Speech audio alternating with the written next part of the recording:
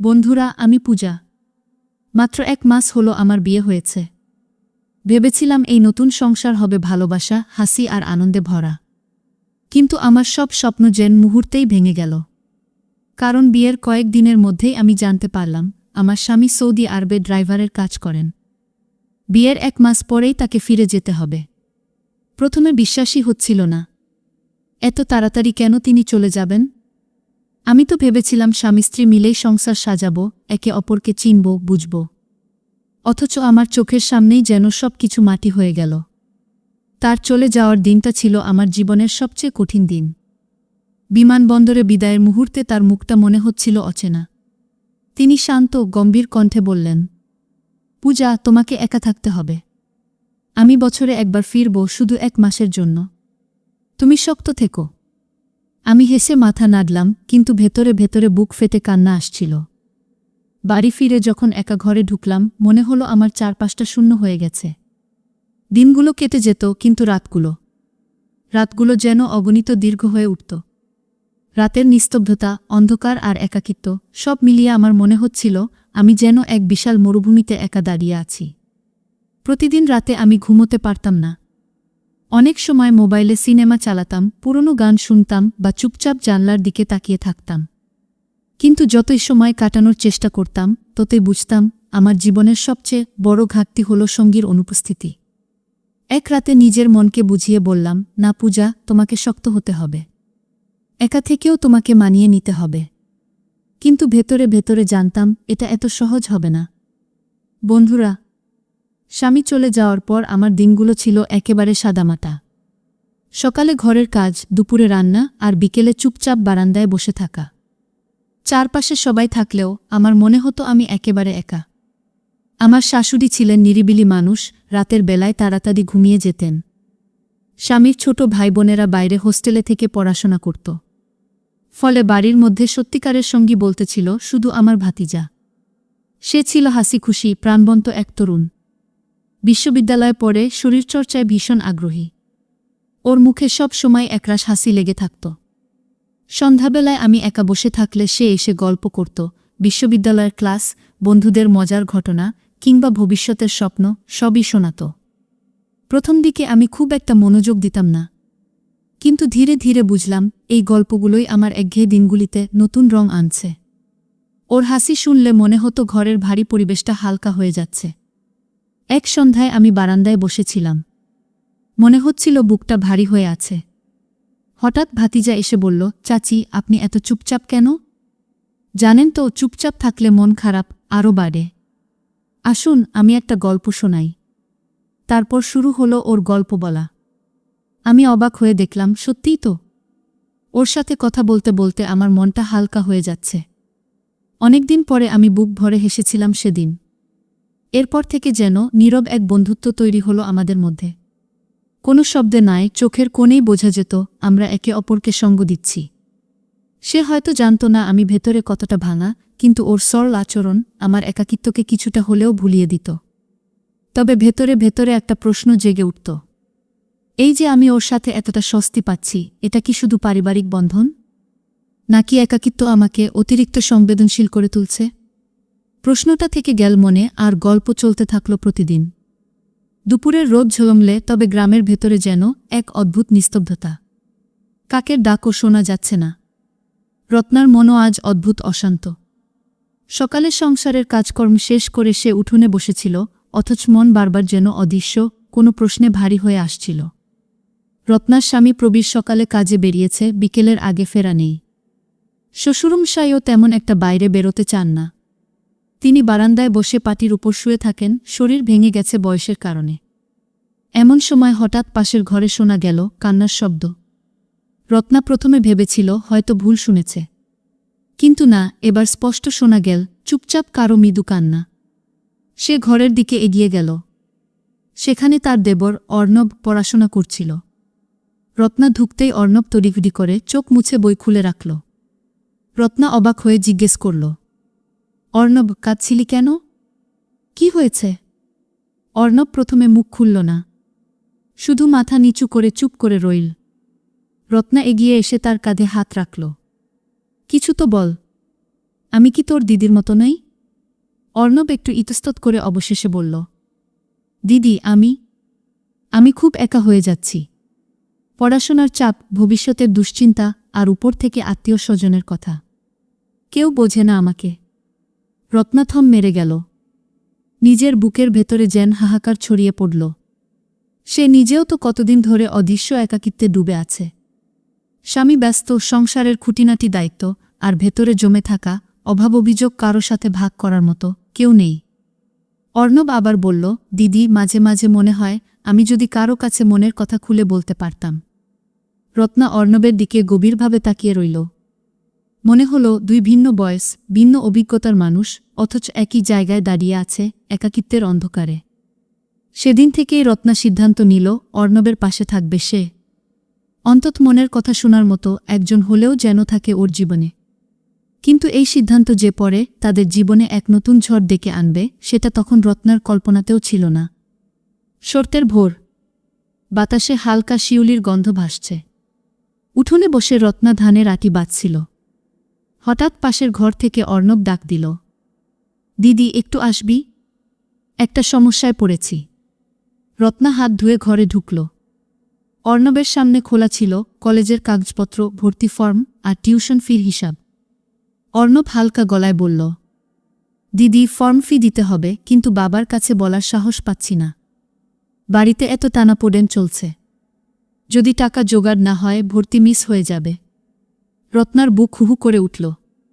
তারও তো স্বপ্ন ছিল একদিন পড়াশোনা করবে, দূরে কোথাও গিয়ে নিজের একটা পরিচয় গড়বে। সংসারের চাপে তা আর হল না। এখন মনে হচ্ছে অর্ণব যেন তার অসম্পূর্ণ স্বপ্ন বয়ে নিয়ে চলেছে। সে শান্ত গলায় বলল, চিন্তা করিস না, আমি দেখে নিচ্ছি। যা দরকার আমি ব্যবস্থা করব। অর্ণব বিস্ময়ে তাকিয়ে রইল। যেন প্রথমবার দেখল তার ভরসার মানুষ আর কেউ নয়, এই দিদি। দিনগুলো কেটে যাচ্ছিল। অর্ণব পড়াশোনার জন্য ব্যস্ত, রত্না তার পাশে থেকে সব দায়িত্ব ভাগ করে নিচ্ছে। একসাথে পড়ার বই সাজানো, প্রয়োজনীয় কাগজপত্র খুঁজে দেওয়া, সবকিছুতে রত্না যেন অর্ণবের ছায়া। এমন সময় গ্রামে শুরু হলো কানাঘুষা। কেউ বলল, বৌদিদেবরের মধ্যে এত বোঝাপড়া, নেহাতি সন্দেহজনক। অন্য কেউ যোগ করল, প্রবীর তো সারাদিন বাইরে থাকে, তখন কি ঘটে কে জানে। এইসব কথা ধীরে ধীরে ছড়িয়ে পড়তে লাগল। রত্না প্রথমে পাত্তা দিল না, কিন্তু একদিন প্রতিবেশী জেঠিমা সরাসরি বলে ফেলল, বৌমা, গ্রামের লোক যা বলছে তা ভালো শোনাচ্ছে না, সাবধানে থেকো। রত্নার ভেতরে ঝড় বয়ে গেল। সে তো কেবল একজন মানুষের কষ্ট লাঘব করতে চাইছে। অর্ণবকে আগলে রাখতে চাইছে যেন ওর ভবিষ্যৎ নষ্ট না হয়। অথচ সমাজ সেই সম্পর্ককে অন্য চোখে দেখতে শুরু করেছে। সন্ধ্যায় উঠোনে বসে রত্না চুপচাপ আকাশের দিকে তাকিয়েছিল। অর্ণব এসে বলল, দিদি, তোকে কষ্ট দিচ্ছি আমি। যদি আমার কারণে তোর নাম খারাপ হয়, আমি এই বাড়ি ছেড়ে চলে যাব। রত্নার চোখ ভিজে এলো। সে দৃঢ় গলায় বলল, না অর্ণব, তুই কোথাও যাবি না। আমি আছি তোর পাশে। সমাজের কথা আমি দেখব। তুই শুধু স্বপ্নের পথে এগিয়ে যা। কিন্তু রত্না জানত না, এই প্রতিজ্ঞাই তাকে একদিন সমাজের সামনে কঠিন পরীক্ষার মুখে দাঁড় করাবে। শীতের বিকেল। উঠোনে তুলসী গাছের তলায় প্রদীপ জ্বলছে। চারপাশে কুয়াশার আস্তরণ, অথচ রত্নার মনে যেন আরও ঘন অন্ধকার নেমে এসেছে। গত কয়েকদিন ধরে গ্রামে গুজব আরও বেড়েছে। কেউ রাস্তায় দেখলেই খোঁচা মেরে বলে, বৌদিদেবরের সখ্য বড় গভীর। কারো ফিসফাস, এমনটা হলে তো পরিবারের সম্মান থাকে না। রত্না মুখ বুজে সব সহ্য করত। কিন্তু কথা গিয়ে পৌঁছল অবশেষে শ্বশুরের কানে। সন্ধ্যায় খাওয়ার পর শ্বশুর রাগে গর্জে উঠলেন, রত্না, তুই কিসব শুনছি? সংসারের মান মর্যাদা শেষ করে দিলি নাকি? দেবরের সাথে এতটা ঘনিষ্ঠ হওয়া কি শোভা পায়? রত্না কেঁপে উঠল। মুখ শুকিয়ে গেল। সে বুঝিয়ে বলার চেষ্টা করল, বাবা, অর্ণবকে আমি ছেলের মতো দেখি। ওর পড়াশোনা, ওর ভবিষ্যৎ, শুধু সেই দায়িত্বই নিয়েছি। কিন্তু শ্বশুর শুনলেন না। মানুষ যা দেখে তাই বলে। সমাজের কাছে আমরা কিভাবে মুখ দেখাব? অর্ণব এগিয়ে এসে গলা উঁচু করল, দাদু, দিদির কোনো দোষ নেই। সব আমার জন্য। আমি যদি কষ্টে না ভুগতাম, দিদিও আমার পাশে দাঁড়াত না। কথাগুলো শোনার পরও শ্বশুরের মন শান্ত হল না। তিনি গম্ভীর গলায় বললেন, অর্ণব, তুই এখন থেকে দূরে থাকবি। রত্না, তুইও সাবধান। সংসার ভাঙার নাম যেন না আসে। রাতে শোবার ঘরে প্রবীর ফিরে এসে মুখ গম্ভীর করে বসে রইল। কিছুক্ষণ চুপ থেকে বলল, রত্না, আমি তোকে বিশ্বাস করি, কিন্তু গ্রামের লোকের মুখ বন্ধ করা যায় না। তোকে এখন থেকে খুব সাবধানে চলতে হবে। রত্না মনের ভেতর কান্না চেপে রাখল। সে জানত তার উদ্দেশ্য নির্মল, কিন্তু সমাজ আর পরিবারের চোখে সেই নির্মলতা বোঝানো কত কঠিন। অন্যদিকে অর্ণব ভেতরে ভেতরে অপরাধবোধে ভুগতে লাগল, যেন তার কারণে দিদির জীবন প্রশ্নবিদ্ধ হয়ে গেছে। এভাবেই সংসারের ভেতরে অশান্তির ঝড় জমতে শুরু করল। কিন্তু কেউ জানত না, এই ঝড় কেবল গুজবেই থামবে না, বরং একদিন এমন সত্য উন্মোচিত হবে যা পুরো পরিবারকে নাড়িয়ে দেবে। শীতের রাত, বাইরে ঠান্ডা হাওয়া বইছে, কিন্তু রত্নার বুকের ভেতর আরও ঠান্ডা, আরও ভারী। বিছানায় শুয়ে সে ছাদের দিকে তাকিয়েছিল। মনে হচ্ছিল, আমি কি সত্যিই কোনো ভুল করেছি? শুধু একজন ছেলেকে তার ভবিষ্যতের পথে দাঁড়াতে সাহায্য করেছি, তাতেই কি এত দোষ? পরের দিন ভোরে উঠেই সে ঠাকুর ঘরে গেল। প্রদীপ জ্বালিয়ে ঠাকুরের সামনে দাঁড়িয়ে হাত জোট করল। চোখ থেকে অশ্রু গড়িয়ে পড়ছিল। রত্নার মনে মনে প্রতিজ্ঞা, আমি কাউকে ভুল বুঝতে দেব না। যদি সত্যিই সমাজের সামনে প্রমাণ দিতে হয়, আমি প্রমাণ দেব যে অর্ণব আমার কাছে কেবল দেবর নয়, ছেলের মতোই। অন্যদিকে অর্ণবও ভেতরে ভেতরে ভেঙে পড়ছিল। কলেজে গিয়ে পড়াশোনায় মন বসত না। বইয়ের পাতা চোখ রাখলেও মনে হতো, আমার কারণে দিদির মানসম্মান নষ্ট হচ্ছে। আমি কি তবে স্বার্থপর? একদিন সন্ধ্যায় অর্ণব বই হাতে রত্নার কাছে এলো। চোখ নামিয়ে বলল, দিদি, আমি ঠিক করেছি, কলেজ ছেড়ে দেব। আর কোনো ঝামেলা চাই না। রত্না চমকে উঠল। কি বলছিস অর্ণব? তুই তো সেই স্বপ্নের পথে হাঁটতে শুরু করেছিস। আমি তোকে কখনো ভাঙতে দেব না। অর্ণব ফিসফিস করে বলল, কিন্তু দিদি, তোর জন্য সবাই খারাপ কথা বলছে। তুই তো আমার জন্যই কষ্ট পাচ্ছিস।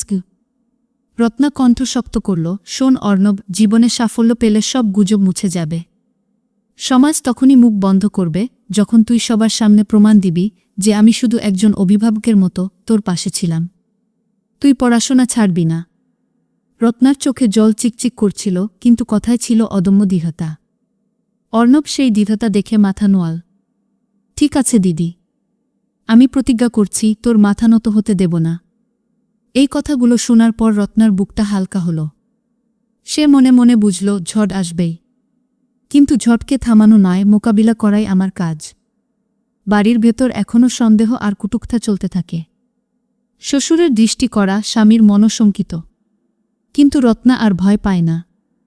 সে বুঝে গেছে, নিজের সত্য যদি নির্মল হয়, একদিন সেই সত্যই সমাজকে জিতিয়ে দেবে। বসন্তের ভোর, আকাশে রোদের ঝিলিক, গাছে কোকিলের ডাক। আজ অর্ণবের জীবনের সবচেয়ে বড় দিন, বিশ্ববিদ্যালয়ের সমাবর্তন অনুষ্ঠান। গ্রামের অনেকেই শহরে এসে ভিড় জমিয়েছে, অর্ণব স্বর্ণপদক পাচ্ছে। স্টেজে ডাক পড়তেই অর্ণব সোজা হয়ে দাঁড়াল। সবাই করতালি দিল। হাতে সার্টিফিকেট আর মেডেল তুলে নেওয়ার পর উপস্থাপক বললেন, অর্ণব, তুমি চাইলে এখন কারও প্রতি কৃতজ্ঞতা প্রকাশ করতে পারো। অর্ণব মাইকের সামনে গিয়ে এক মুহূর্ত চুপ করে দাঁড়াল। তারপর দৃঢ় কণ্ঠে বলল, আজ আমি যা হয়েছি তার পেছনে একটাই মানুষ, আমার দিদি রত্না। সমাজ যাকে নিয়ে প্রশ্ন তুলেছে, সন্দেহ করেছে, তিনি আমার কাছে মা, শিক্ষক আর অভিভাবক। আমি প্রকাশ্যে আজ বলছি, যদি দিদি না থাকতেন, আমি এই মঞ্চে দাঁড়াতে পারতাম না। এই কথাগুলো শুনে পুরো হলে এক মুহূর্তের জন্য নিস্তব্ধতা নেমে এল। তারপর বজ্রধ্বনির মতো করতালি। শ্রোতাদের ভিড়ের মাঝেই বসেছিল রত্না। চোখ ভিজে গেছে তার, বুকটা হালকা লাগছে। এতদিনের কষ্ট, অপমান যেন এক মুহূর্তেই মুছে গেল। পাশে বসা স্বামী প্রবীর স্ত্রীর হাত ধরে নরম গলায় বলল, রত্না, আমি আজ বুঝলাম তুই সত্যিই অর্ণবের জীবনে মায়ের ভূমিকা পালন করেছিস। আমি তোকে নিয়ে গর্বিত। শ্বশুর, যিনি একদিন সন্দেহ করেছিলেন, তার চোখেও জল। তিনি উঠে দাঁড়িয়ে বললেন, রত্না, তুই আমাদের পরিবারের মান রেখেছিস। আজ থেকে তোর নামে আর কেউ প্রশ্ন করবে না। গ্রামের মানুষ যারা একদিন কটুকথা বলেছিল, তারাও এখন রত্নার দিকে তাকিয়ে সম্মানের চোখে মাথা নোয়াল। রত্না মনে মনে বলল, সত্য কখনো লুকিয়ে থাকে না। সমাজ যতই আঙুল তোলে, যদি মন পরিষ্কার থাকে, একদিন সেই সত্যই আলো হয়ে চারপাশ আলোকিত করে। আকাশে তখন সোনালি রোদ ছড়িয়ে পড়ছে। রত্নার ভেতরেও আলো জ্বলে উঠল।